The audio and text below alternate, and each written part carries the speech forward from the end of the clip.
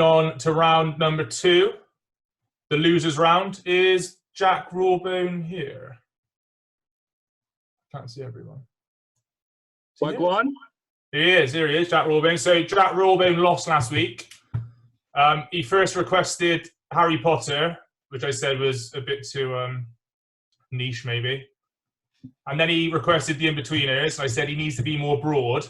And then he came up with this little beauty. So the losers round this week is differences between books and their cinematic adaptations. So differences between books and the films based on the book. So this might be really hard. I'm not really sure. I didn't know any of these answers.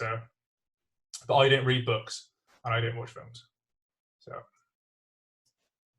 So question. Also, I did promise to add 2 Harry Potter questions to this round. That was part of our negotiation. So you did get 2 Harry Potter questions in there. Like question number 1, which alliterative character appeared in every Harry Potter book but wasn't included in a single film? Which alliterative character appeared in every Harry Potter book but wasn't included in a single film? Come on! I think you might know the answer to that one. Does dog walking count as an answer for question 6? I'll give you that. You can have that because you're not from the UK. I'll allow dog walking to Team Italy and Germany back together. But no UK residents get dog walking for that answer.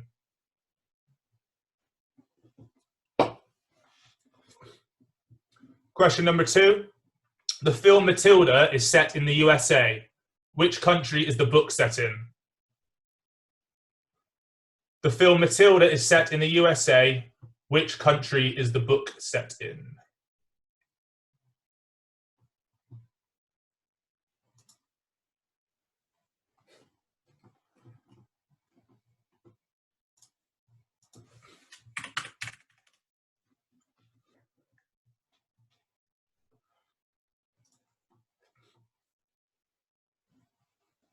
Question number 3.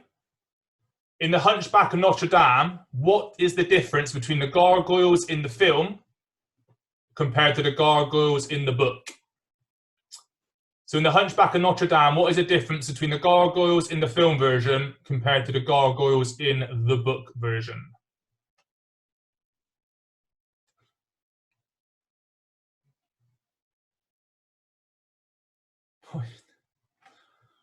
The chat function, that's where you chat to people.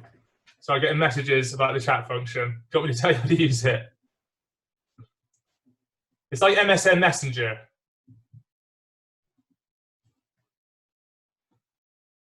Right, it's getting a bit wordy now. I was obviously getting a bit excited when I did this one.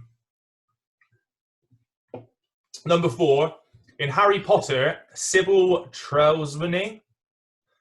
Yeah, no? Why not? Sybil Trelawney makes the following prophecy.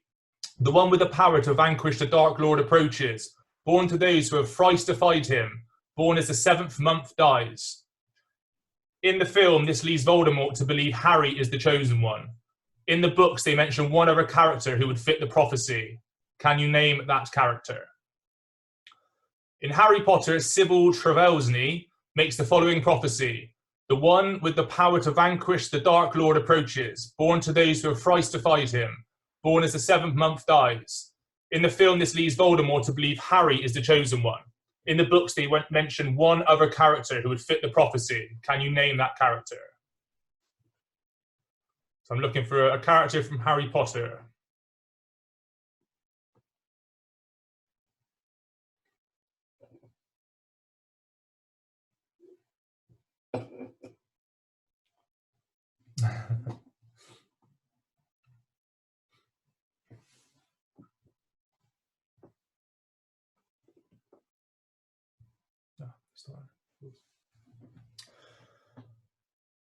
Question number 5. George R.R. Martin wrote a collection of books which was turned into a TV show. The TV series was named Game of Thrones. Can you tell me what the book series was called? George R.R. Martin wrote a collection of books which was turned into a TV show. The TV series was named Game of Thrones. Can you tell me what the book series was called? So the first book in the series was called Game of Thrones, but the actual entire series of books has a different name.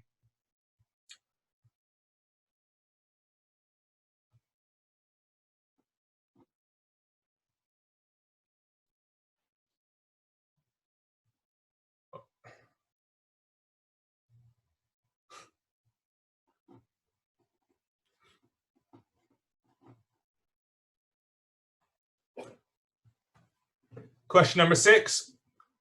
Stanley Kubrick's adaptation of A Clockwork Orange omitted the final chapter of author Anthony Burgess's original novel.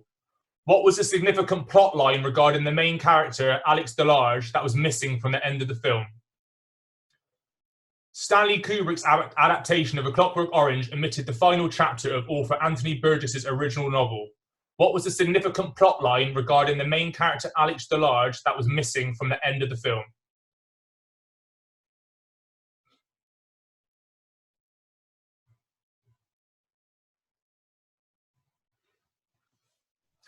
If you've got no idea for some of these, educated guesses would be the way to go, especially if you've seen the film. If you've not seen the film, then probably not. But it's a pretty famous film. Even I've seen the film.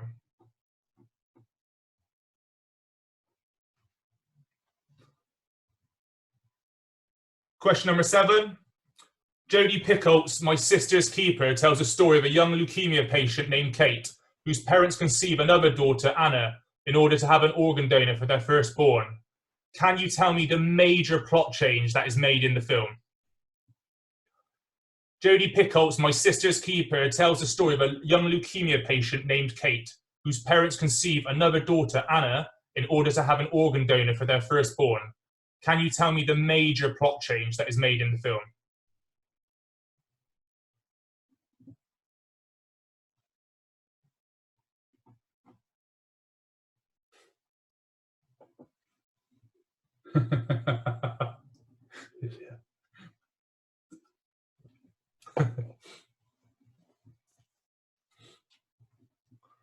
Kaiser Sose.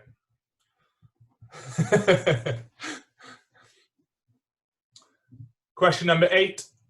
The Philip K. Dick science fiction novel, Do Androids Dream of Electric Sheep, served as the primary basis of which 1982 film? A sequel to this film was released in 2017. The Philip K. Dick science fiction novel, Do Androids Dream of Electric Sheep, served as the primary basis of which 1982 film? A sequel to this film was released in 2017.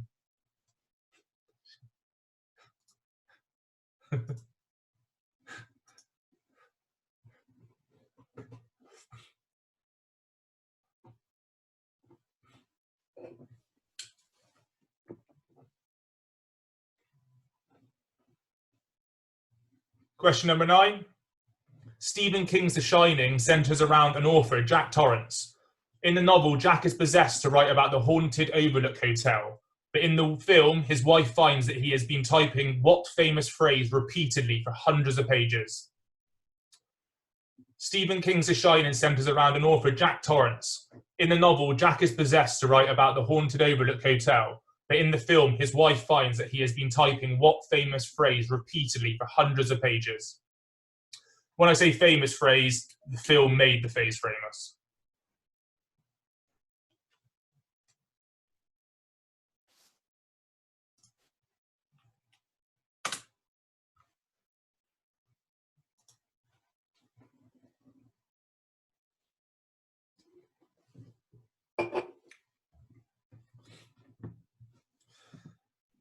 And question number 10. The 1999 film 10 Things I Hate About You was an adaptation of which William Shakespeare play? The 1999 film 10 Things I Hate About You was an adaptation of which William Shakespeare play?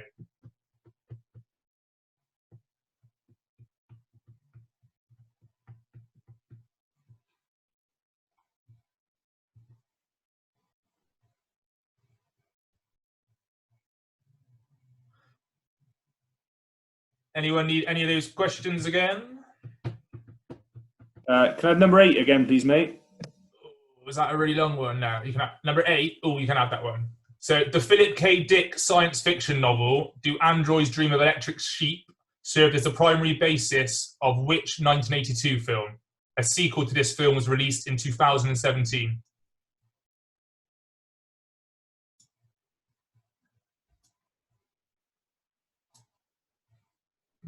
Hello. Hello, who's that? You? Number 7. Are you saying prop or plot? Plot. Plot. I can't understand your accent. You can't stand the accent. Can you tell me the major prop change? Yeah. Oh, in the book, it was a tin of Heinz baked beans, but in the film, it was actually minestrone soup. Yeah, a prop. Yeah, Okay, thank plot. you. P-L-O-T, plot. Wait, What major plot? I'm making a joke on what you thought was the question. Papa What Lima major Oscar plot Tango. Papa Lima Oscar Tango. Papa Lima Oscar Which Tango. one is it? Plot change. P-L-O-T. Prop. What major Why is plot it not change? prop? Like Heinz is a prop. If you check your chat Okay, box in a thank you, minute, plot. half the quiz is telling you it's plot. P-L-O-T. Capitals. Plot. What major plot change? I'm guessing you don't know that one, I'm going to say.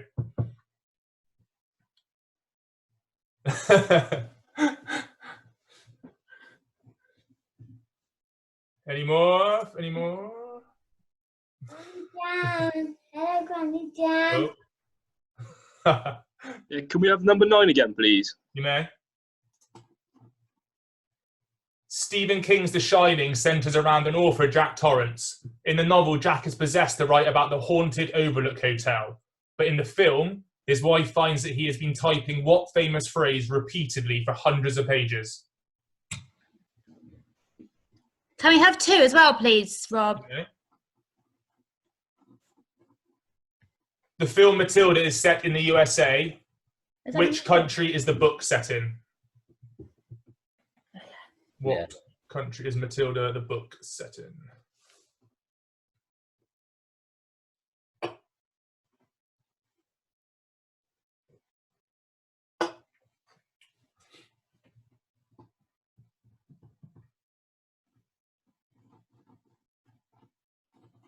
Right, ready for some answers?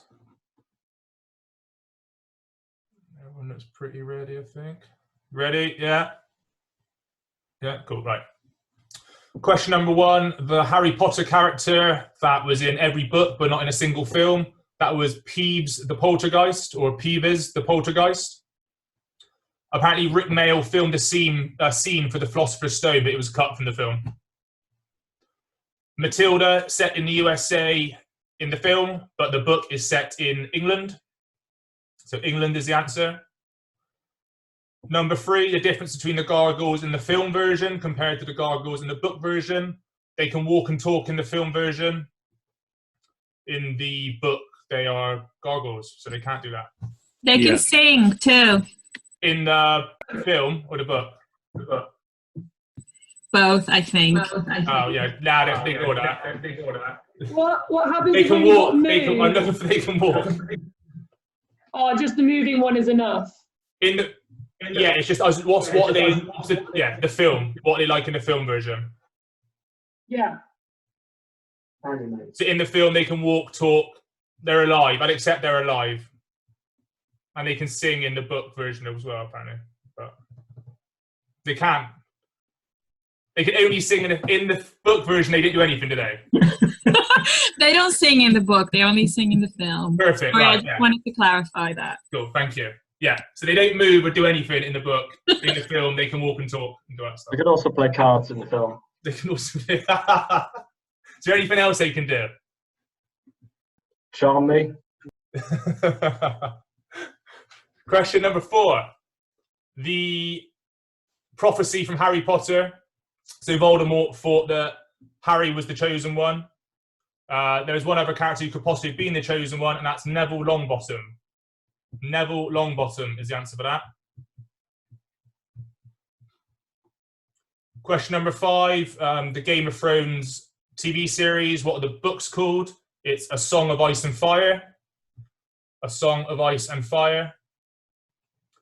I won't give a point for A Song of Fire and Ice. I want A Song of Ice and Fire. A Clockwork Orange. So what significant plot line regarding the main character is missing from the end of the film? It's in the book. It's the final chapter of the book. So Alex gets rehabilitated in the final chapter of the book. And that was missing from the film. So I'm looking for rehabilitated or sorted out or something along those lines.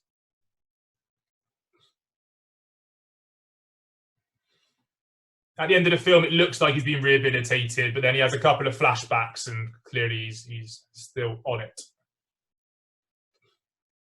So the Jodie Picoult book, My Sister's Keeper, tells the story of the girl that's born to give an organ to her sister. So in the book, Anna gets into a car accident and her kidneys are posthumously harvested for Kate, who survives.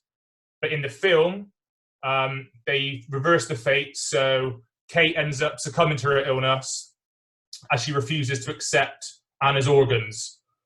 So they die the other way around. I'm looking for. So in the book, Anna dies.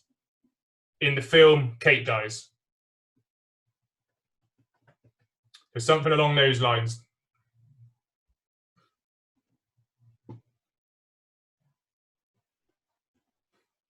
Question number 8, the Philip K. Dick science fiction novel, Do Androids Dream of Electric Sheep? That's Blade Runner. That's quite well known, isn't it? I think that one. Number 9, the famous phrase. Anyone get that? Any nods? Yeah. No, he didn't write "Here's Johnny" hundreds of times on a piece of paper. He was writing it with the axe. Is it all work and no play? Yes, Lauren, it is. Well done. Yes, Lauren. Because all work and no play makes Jack a dull boy.